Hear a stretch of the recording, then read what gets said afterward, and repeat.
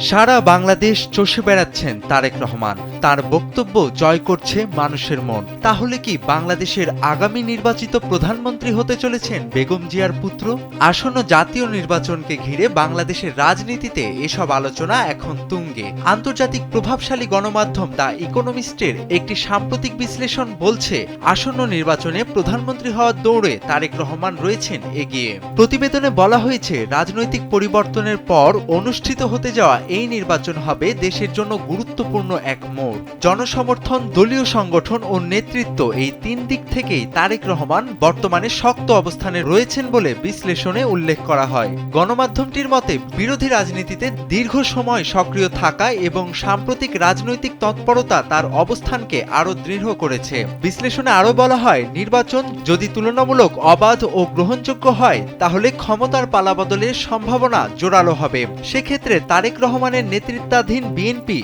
সরকার গঠনের দৌড়ে এগিয়ে থাকতে পারে। এতে দেশের গণতান্ত্রিক ধারাবাহিকতা, বিনিয়োগ, পরিবেশ এবং আন্তর্জাতিক সম্পর্কেও প্রভাব পড়তে পারে বলে মত দিয়েছেন বিশ্লেষকেরা। তবে শেষ পর্যন্ত কারা রাষ্ট্র ক্ষমতায় আসবে তা নির্ভর করছে ভোটের মাঠে জনরায়, নির্বাচনী পরিবেশ এবং রাজনৈতিক সমঝোতার ওপর।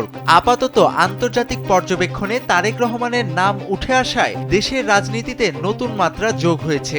তাই প্রধানমন্ত্রী হওয়ার প্রশ্নটি আর কেবল রাজনৈতিক গুঞ্জনেই সীমাবদ্ধ নেই।